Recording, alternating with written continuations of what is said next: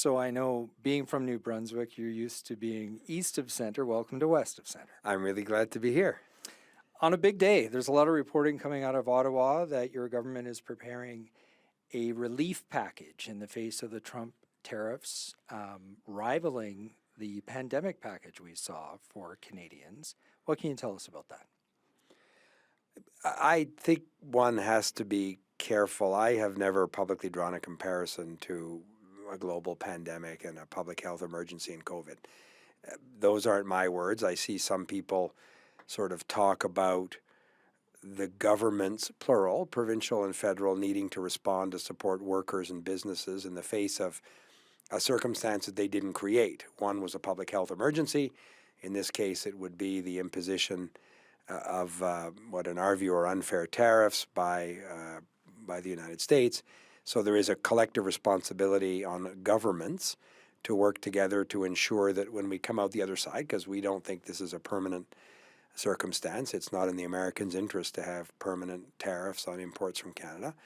But governments have been talking for some time, including provincial governments with the Government of Canada, about how we would together act very quickly to support businesses, workers, sectors, regions. To the tune of how much? So nobody's really put a dollar number on it because we don't know what the tariff bite might be. Like we're talking about all of this entirely hypothetically. So most politicians resign in disgrace when they answer hypothetical questions. But so you you've just got me to answer it, right? You absolutely have to hope for the best, prepare for the worst. So on the preparation front, then, if there is a package in the works and you're not prepared to get into details. Well, because we don't know the details. To be fair, there are, just so we understand, there are sort of automatic shock absorbers in the economy, employment insurance.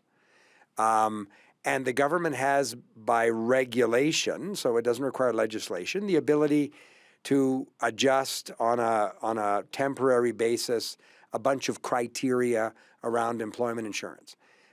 We've done that before in major economic shocks, so this would be an example. But there's also a responsibility if we're facing the imposition of these tariffs, and if the Government of Canada has responded meaning we would respond by tariffing, imposing tariffs on imports from the United States. Of course we would, proportionately. That will generate revenue too. And that revenue should not be sort of revenue for the Government of Canada. It should be used in partnership with provinces to support sectors and businesses and workers that are facing this kind of headwind. You mentioned sectors, so not all sectors will be hit the same way, to the same degree. Not all parts of the country will. We're in Alberta. Our largest export as a country is oil and gas. I don't have to tell you. Will there be a specific package for workers in that sector and business owners in that sector should oil and gas be impacted? So very good question. I come from New Brunswick, where the biggest export from New Brunswick, of course, would be from the Irving refinery in St. John, New Brunswick as well, to New England and to the United States. So the export dependency on oil and gas is something that I think all Canadians should understand. And to your question, again, it's all in the hypothetical in the sense we don't have a decision from the Americans. We don't know if they decide to impose tariffs, it'll be on what basis. Will it be across the board? Will they exempt certain sectors or not? So all of those are massive unknowns in terms of our ability to precisely speak about what we would do to support workers and regions. But you asked your question very well, and premiers like Danielle Smith, like François Legault from Quebec, have said at the meetings we've been having with premiers, not all regions and sectors may feel the effect of these potential tariffs the same way. And if the Government of Canada responds, we need to make sure that one region or one sector of the economy doesn't pay a disproportionate cost for what has to be a national response.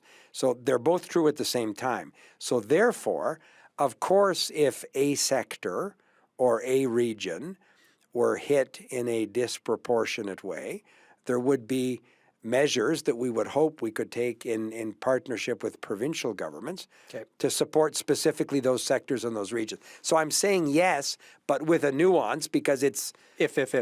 sure. But Yeah. but the premise of the question is totally reasonable, and the answer should be, of course, we'd want to work with Alberta and the industry to do the right thing. I'm going to mark that down. First time a politician has told me that the premise of the question is totally reasonable. Appreciate it. Let's move on. So That's a bad thing at CBC if you've never heard that before. That's not good for you. it's the state of the Terrible. CBC. Terrible. Yeah. You don't admit that. Let's talk about another if. Should you have to go to the House for spending as part of a relief package? We're hearing from Jagmeet Singh today that he would be open to supporting that kind of package, but it sounds, be contingent on your government pulling together the leaders of the opposition to have them all sign off on that. Is that in the works? I wouldn't say it's in the works. It's exactly the kind of thing that a responsible government would want to do. All of the leaders of the opposition, we don't need all of the leaders of the opposition to make a package go through Parliament, and we need one. Better if you have three. Singh is saying he'd like to see everybody there. Of course, and that's where you would start. But you wouldn't give one of the, and there are four, you add Elizabeth May in. Right. So the other three don't have a veto. If we would, again, and these are all ifs, and I get that it's an important conversation because it reassures people in the face of a lot of uncertainty and understandable concern. But Parliament has come together, and in this case, COVID is a good example, where Parliament came together quickly to take a series of measures to support the economy and workers. As I say, I would stop the comparison there because the scale of the response I don't think is necessarily a reasonable comparator, certainly not at the outset or at the starting point. Okay. But the idea that Parliament should come together to support workers, businesses, regions of the country, absolutely. And any responsible government would want to be in a position to do that as quickly as possible. You're in Calgary meeting with business leaders and the Premier. You met with the Premier today. So you know that Danielle Smith has been public in saying oil and gas should not form any part of retaliation from Canada to these potential tariffs. Are you here to try to convince her otherwise?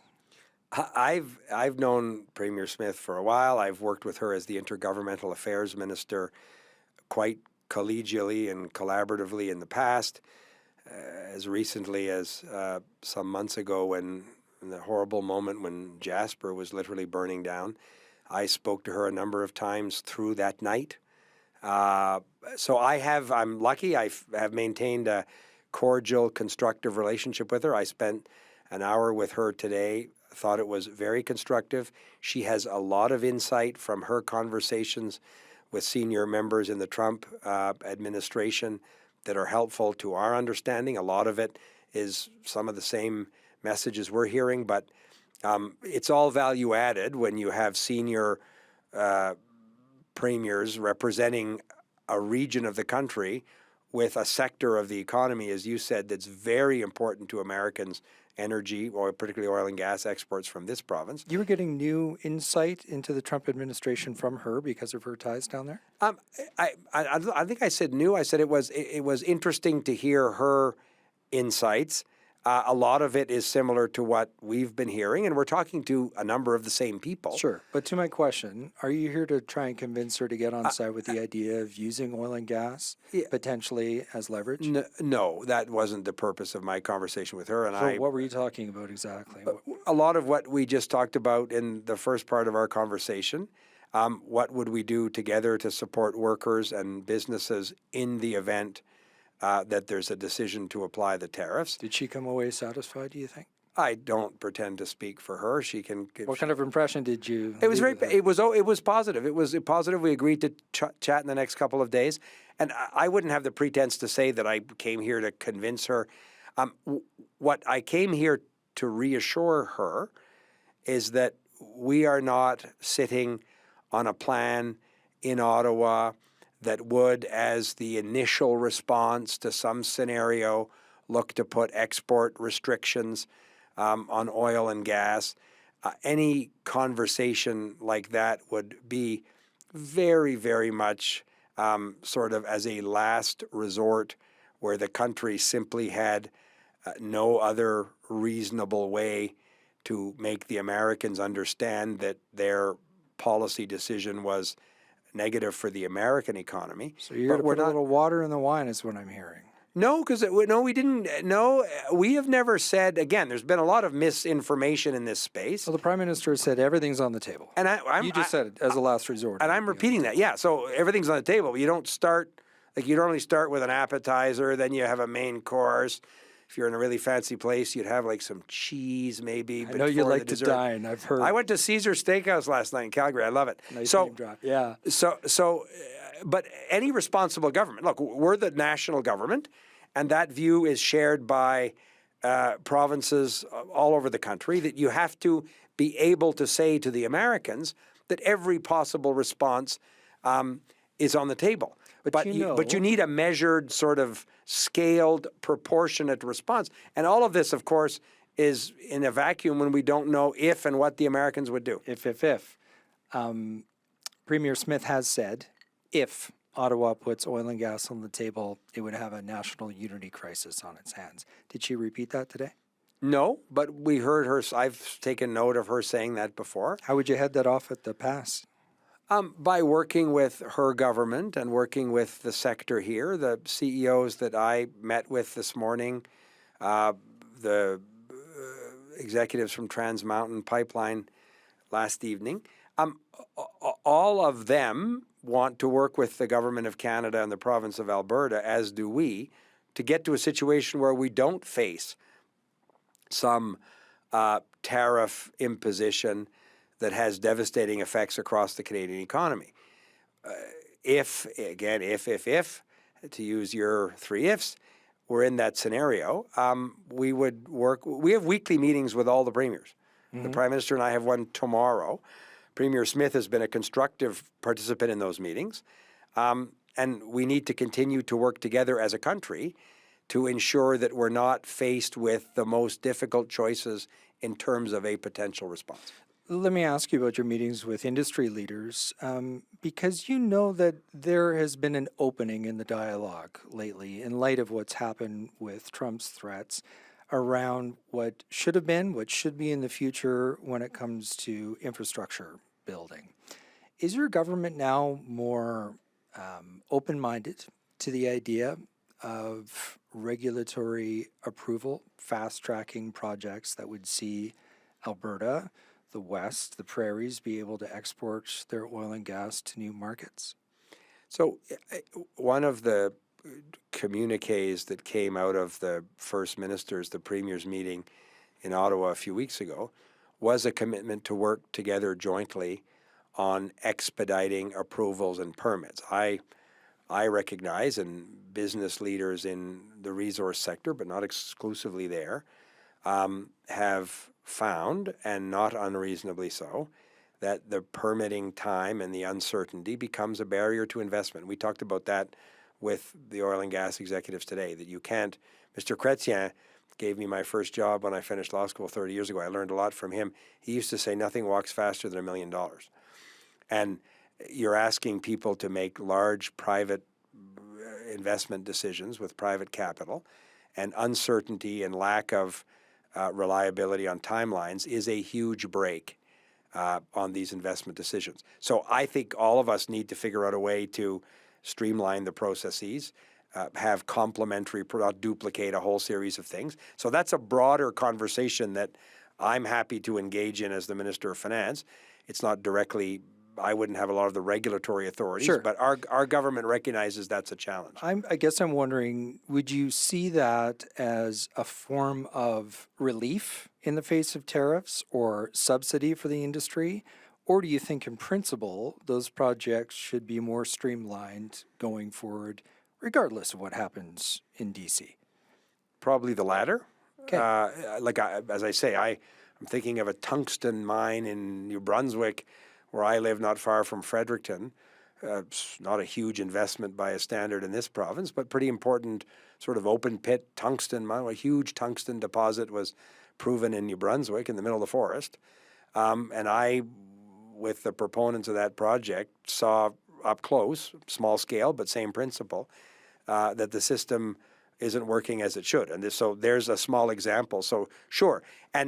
But the threat of tariffs from Mr. Trump and decisions that Mr. Trump and his administration and the Congress may make around business investments in the United States have to have us think about decisions in Canada that don't create such an unlevel playing field. It may never be level or level in every respect. Yep. But again, and I'm not a business executive making multi-billion-dollar decisions, but I totally accept the argument that you can't put so much snow in front of the plow that these companies and these businesses will decide either to invest in the United States. That one of the risks of this tariff threat is the sucking sound of capital going to the United States. We have to make sure as a national government that we don't also fire up a big fan that blows the money south of the border. Like that would be the ultimate irony of sort of malpractice on our part. Let's return to the idea of the last resort scenario where oil and gas... You like that, don't you? Well, I mean, it's definitely something that people in this province are really concerned about, right? A lot of jobs on the line there. Historically, not a great relationship with a Liberal government in Ottawa when it comes to energy interests in the West. So... With some Liberal governments, like the Chrétien, Paul Martin governments. Chrétien was a big supporter of the oil sands, for sure. So, Martin wasn't in government long enough to make much of a difference. But right, yes, but we also bought a pipeline. But we also bought a pipeline. And people are grateful for that. But we don't talk about that enough. That is a big, speaking about diversifying markets, I say, just because I sat at Caesars last night with the executives from Trans Mountain, but I learned a lot and I'm proud of the work they did. That should have been simpler and done a long time ago, but it got done. It's not a perfect answer, but it's part of the answer. Absolutely, and a lot of Albertans are appreciative of that, Canadians in general. But let me return to this issue, because even if we hold it off as a last resort, Trump insists the U.S. doesn't need our energy. And so beyond the last resort, if he really doesn't need our energy, what other levers do you have? So I don't agree with President Trump's assertion that he doesn't need our energy. I didn't expect you to agree, but should they be able to get by without it? What can we do? How can we I'm not sure they can. I was at the dinner at Mar-a-Lago, the original dinner with the Prime Minister and President Trump, and people like Doug Burgum, the governor of North Dakota, who knows Alberta and Canada extremely well, who hopefully will be confirmed as the Interior Secretary very soon.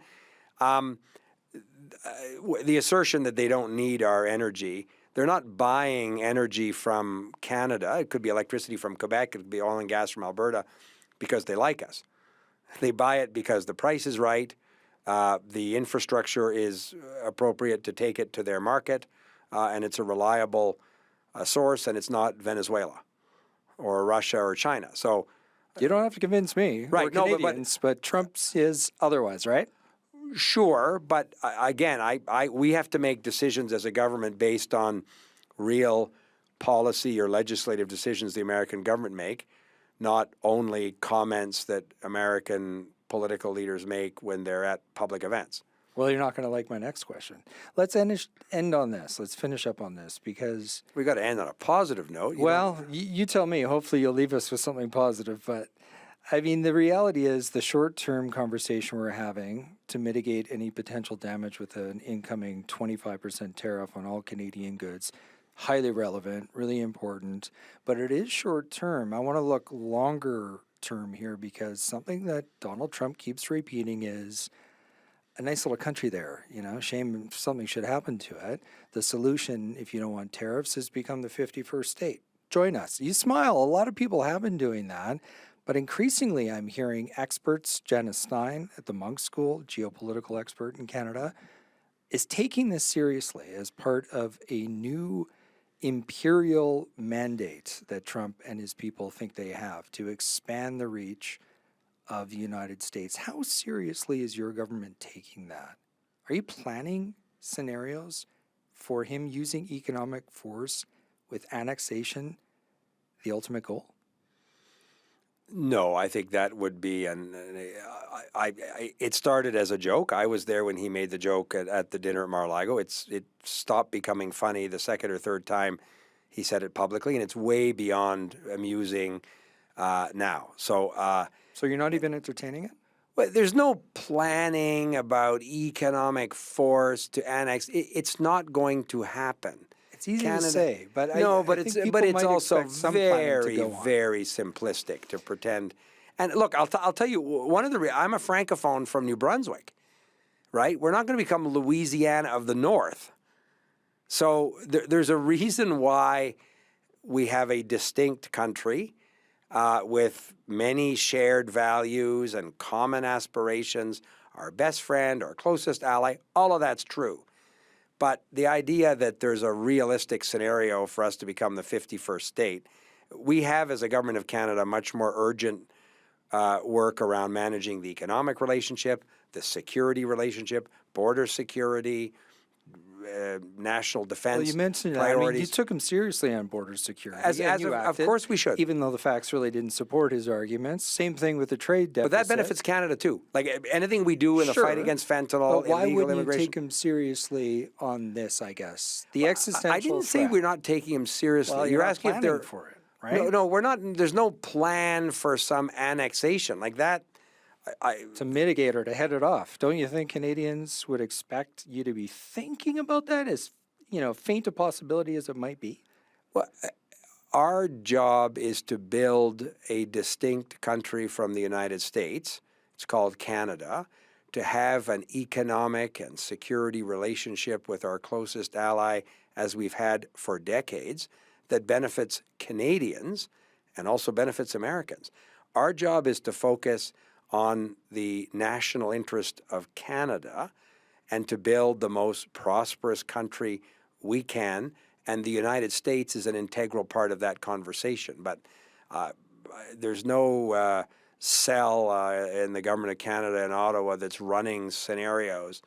The best way to ensure that that continues to be a completely irresponsible assertion is to continue to build our country independent and proud, but that is a reliable customer and partner of the United States. That's what I think they'll see is a much easier path than some theory that people are peddling in Washington. Fingers crossed. Minister LeBlanc, we'll leave it there. Thank you so much for this. Thanks for inviting me on the program.